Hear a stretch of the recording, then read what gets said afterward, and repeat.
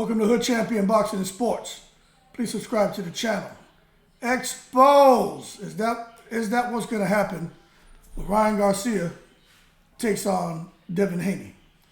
Now, when I say exposed, this doesn't mean that, the person who's going to get defeated got exposed. Oh, no. What this could mean is Ryan Garcia feels like his back is against the wall, and he's going to expose his frustrations, his anger, his disappointment with how Oscar De La Hoya and B-Hops treated him, his disappointment with how the fans have received him, his disappointment how people have clowned him over his mental health struggles. Overall, it's going to expose the frustrations that he has been feeling for, I would say, his whole professional career. And what we may see, or what may get exposed, is an angry man. And that's a dangerous man. And I'm going to tell y'all this. Ryan Garcia, no matter what you think about him, right? No matter what you think about him, he has something special. And what I mean that he has something special, he has something called freakish power in that damn left hand. And for that reason, you've got to look at Ryan Garcia and you got to say, you know what, as much as I want to favor Devin Haney, who's proven to be consistent, you got to say, what happens within the first 6 rounds when Ryan Garcia at some point lands? What happens to Devin Haney? Because I'm not going to say Devin Haney can't take a punch, right? Because Devin Haney doesn't really get hit, at least by no big punches, okay? But when he did get the Venezuelan bing bing put on him by Linares, Haney didn't respond very well, okay? It's no secret that Ryan Garcia hurt Devin Haney in the amateurs. It's no secret that Devin Haney got hurt by Tank during a sparring session, right? There's no secret that in sparring session, Devin Haney's rumored to, if he gets clipped really good, he starts to dance salsa in the ring. But I want to make sure that I'm crystal clear on this. Devin Haney, I think, has been more consistent, and I can understand him being the favorite. But when you got a guy who at any point in time in the fight can put your lights out, it's just hard to go against him. At the same time, we're not talking about Deontay Wilder before Malik Scott got in his camp. We're talking about Ryan Garcia. He's got that same freakish knockout power just like Deontay Wilder, right? Simple. He does. He can hit you at one shot, put your lights out. De La Hoya could do it too. There's several fighters out there who had this weird-ass freakish power in one hand. They just touch you and you're gone. What's his name too, man? The guy from the Virgin Islands, man. He knocked out all them dudes, man. I've seen him. He had that big box hairstyle. Julian Jackson, another one. But that being said, Ryan Garcia, unlike Devin Haney, hasn't always been consistent. Now, that's a curse, but that's also a blessing. Not being consistent, bouncing around from trainers. Trainer to trainer to trainer to trainer, right? Trying to find a home. Out there with his dad, got a little team, hooked up with, I think he was working with De La Hoya's old coach for a minute. Hooked up there with Eddie Reynoso. Things were going good. Guess he didn't want to train, didn't want to listen. Bounced over there to Joe Goosen. Worst decision ever. Bottom line, Ryan Garcia is running his own show. Bubbled up over there to Derek James. Things seemed to be working out. He did look different in his last fight. In that fight, Ryan Garcia had every opportunity to quit when he was fighting Duarte. And somehow, man dug deep and came out and knocked Duarte out. And that was a tough fight. I don't care what you say. Duarte against Devin Haney. Very interesting fight. Don't know how Devin Haney does. I would like to think Devin Haney outboxes him. But Devin Haney doesn't have the power to knock nobody out. That being said, Ryan Garcia has been inconsistent with his training. He's been inconsistent with getting in the ring and looking like he wants to be there. But the good thing about all that moving around that he's done is he's picked up experience along the way. And now you got Ryan Garcia, who I'm going to say is getting an opportunity now, right? Because with that Gervonta Davis fight, I still, people say, Ryan didn't quit. No, he quit. He was hurt, yes. Did he have a pre-existing injury? I believe he did. He said he did, right? But the bottom line is he got hit, he was hurt, and the fight was only going to get worse for him. Because Ryan Garcia, in that Tank Davis fight, Ryan Garcia was basically, that was an amateur against a pro. And what I mean by that is, if Ryan Garcia, throughout his professional career, really wasn't listening to his trainers, right?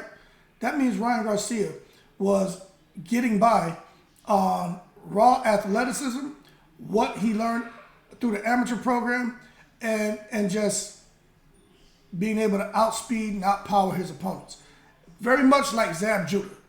Zab Judah's another one. Power, athleticism, didn't really train and dedicate himself the way he should have. If Zab Judah would have given 100% the way he should have, Zab Judah would have probably went undefeated.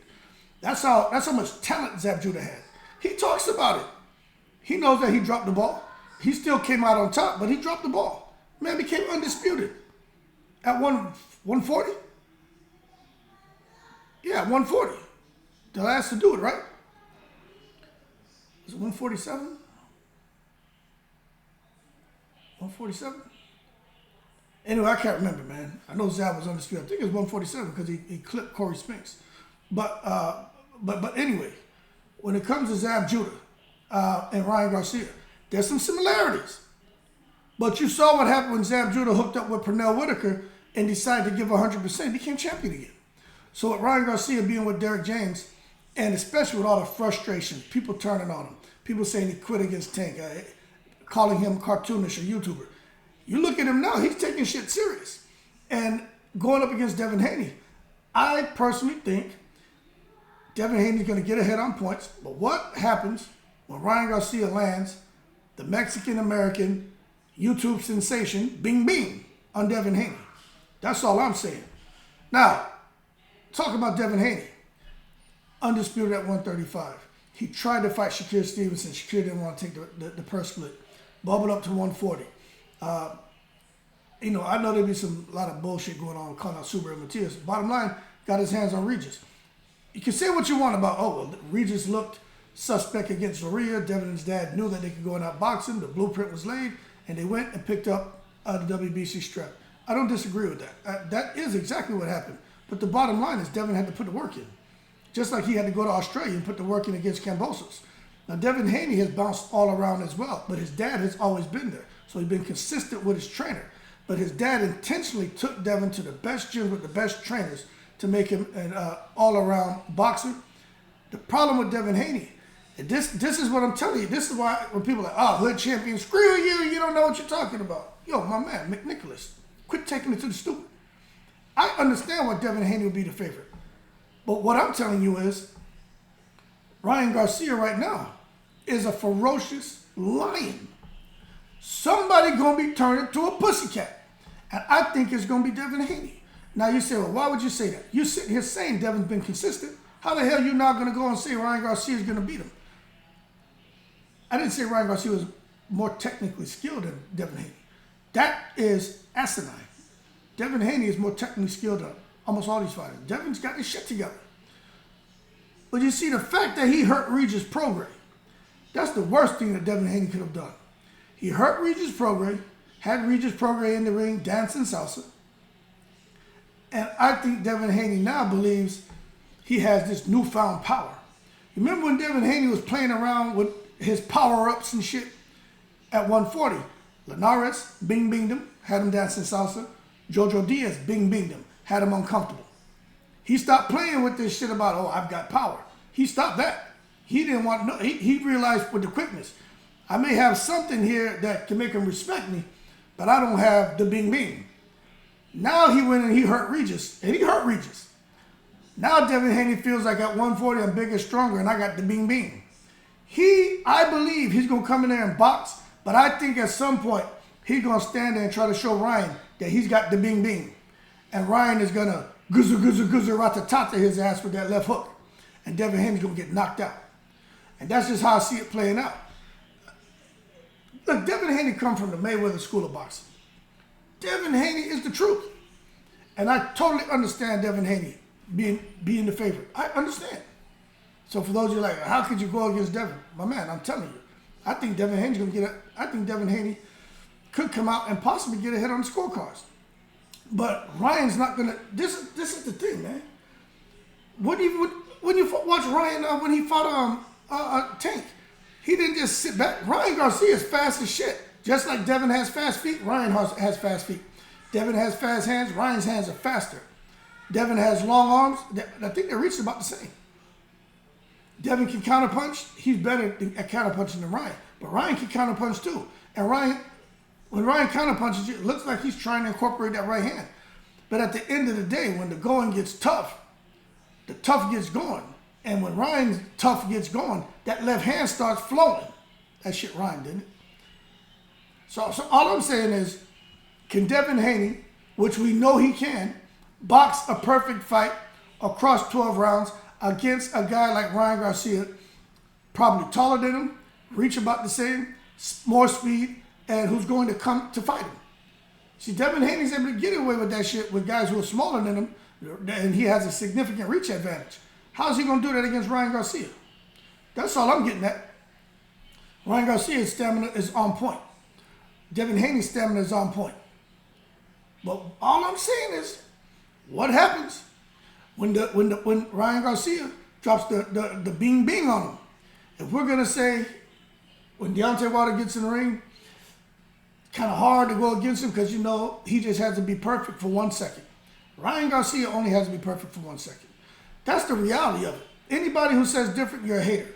But what I will tell you is this: Devin Haney can be perfect for however many seconds across 12 rounds. He can be perfect. He can be perfect for the whole 12 rounds. Simple. Can he pull that off against Ryan Garcia? That's the question. I'm telling y'all right now, this is no one-sided fight. This fight, I don't even know if I call it a 50-50. What I'll tell you, it's an intriguing matchup.